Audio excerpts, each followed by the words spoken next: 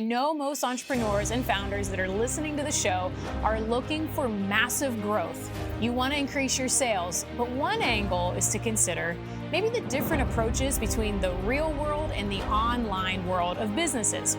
If you have a brick and mortar, perhaps you can diversify with an online component or vice versa. If you have a predominantly online business, maybe you can benefit from a real physical component to your business. So let's unpack the world of brick and mortar versus online businesses. Hey guys, welcome back to another episode of the Candy Valentino Show. I'm so glad that you tuned in to be with me today as we uncover probably one of my favorite episodes that I prepared for you because there are so many different ways that you can build a business. And I know most entrepreneurs and founders that are listening to the show are looking for massive growth. You want to increase your sales, but one angle is to consider maybe the different approaches between the real world and the online world of businesses.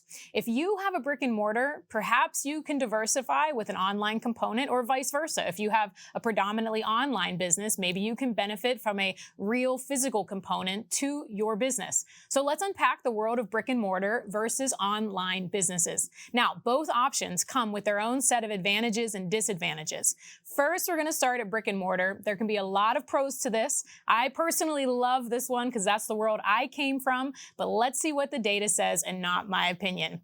As with anything brick and mortar, you've got a physical presence. Having a physical storefront can really establish trust and credibility with your new potential customers.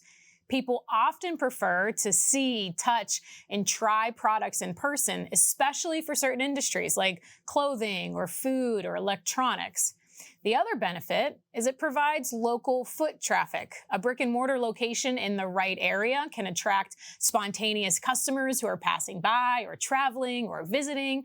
And of course, being part of a community can also help you build a loyal customer base. It also provides a tangible experience for your customers. Providing that physical environment allows you to create a really unique and immersive experience for your customers, which will enhance your brand and also customer loyalty. Now, as with anything, there are also the cons. The number one, the big one, which is why most people probably go to online versus brick and mortar, is the overhead. The rent, the utilities, the maintenance costs for a physical location can certainly be significantly higher than running an online business. But these expenses, sure, they can eat up your profits, but they can also turn to more revenue.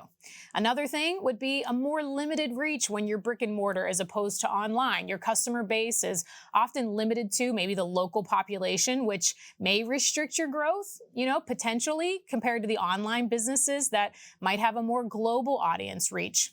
Another would be operating hours. A brick and mortar store typically requires fixed operating hours, staffing those hours, which of course can limit your ability to touch customers and will add significant staffing costs to your overhead. So now when we compare that to an online business, of course, there's total benefits to an online business. I'm not saying that there isn't, but I don't think people talk about the differences enough.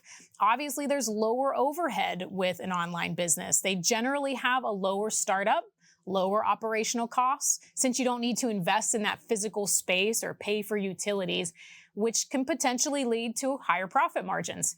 It also gives you a wider global reach. The internet allows us to reach a vast, wide audience, potentially increasing our customer base. I'm sure that where you're watching this right now or listening to this is probably not where I'm from, because this allows you to really reach more people and not just in your local market. Online businesses also give you flexibility so that you can operate 24/7, catering to customers' needs really at any time. This convenience can boost sales, customer satisfaction, but it can also lead to complexity in which you feel like you're working all of the time since your customers can be in multiple time zones and buying from you all over the world. Now, there are obviously a lot of reasons why people choose an online business. Number one, there's a very low barrier of entry. It's almost nothing to start, and you can be up and running a business in a weekend. But is it really a business? That's the question I want you to ask. So many people I see say that they're an entrepreneur, or they even add the word founder to their bio on social media, but they really don't have a business at all. They have a job. They have a job at their business. They aren't a founder. They're actually self-employed. Now, there's nothing wrong with that. My dad was self-employed my entire life.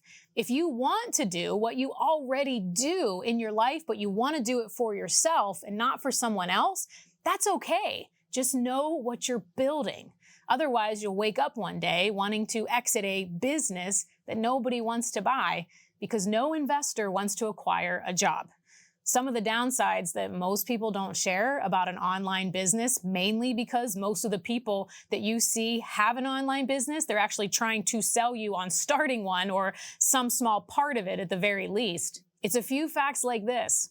There is intense competition. The online marketplace is highly competitive, with numerous businesses vying for customer attention. Standing out can really be challenging, time-consuming, and confusing. Number 2 is building trust and credibility. Building trust online can take a ton of time. Customers may be skeptical of new or unknown people or unknown brands, and many customers can even be hesitant to provide personal information or purchase from an unfamiliar website. If you're going to build an online business, building a strong online presence is crucial, and it can be quite expensive. Number 3, you may have issues with customers and their experiences. Look, without a physical presence, it can be really challenging to provide that tactical experience for customers. Providing excellent customer service in an online setting is very tricky, as customers have high expectations from Amazon and eBay and Zappos and all the places that they get rapid responses and instant problem resolution. So oftentimes managing customer inquiries and issues is very time-consuming and hectic. The next is technical issues. I don't think people talk about this enough because running an online business will require technical skills or the ability to at least manage vendors that have web development and hosting and e-commerce platforms and know how to manage other aspects that it can be very time-consuming and stressful if you have no experience in any of this technology.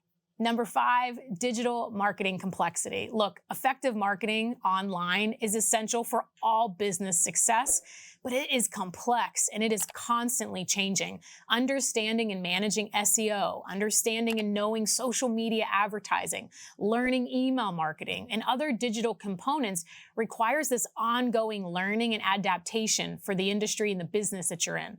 Now, again, successful brick and mortars do need to rely on this as well. But with an online brand or a business, man, digital is the only way that you're connecting and marketing with your customer. And then you run into rapid technology changes. I mean, the online business landscape changes so fast. It'll make your head spin. New technologies, new platforms, new marketing structures, like you name it, they emerge and change regularly. And staying up to date with these changes can really be demanding on the entrepreneur and require significant time or money. And the one thing that I think people don't talk about enough, and I want to make sure to shed light on, and I see this more in the online space than I do in local brick and mortar type businesses, is isolation and burnout.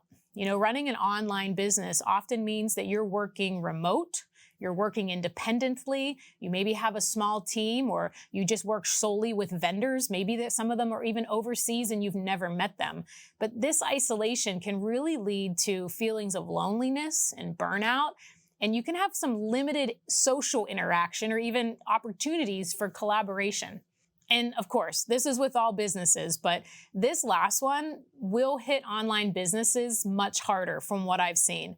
And this is the income change, the really variability that you see. Like online businesses, particularly in their early years, years 1 through 5, can really have significant fluctuation in sales and really makes it difficult for the founder or the entrepreneur to predict and manage cash flow, which then of course is your income effectively. So to land this plane, obviously, running a business is super rewarding. I personally love it. I help other people do it, but it does come with its share of challenges and complexity that may not always be at the forefront of discussions. That's why I want to share them on the Candy Valentino show and everything that we do, because I want you to have the real story of what it's like so that if you're on this journey, you know that you're not alone. And if you're experiencing some of these things, you know that maybe you're not doing anything wrong, because this is just all part of what it takes to build a real sustainable businesses.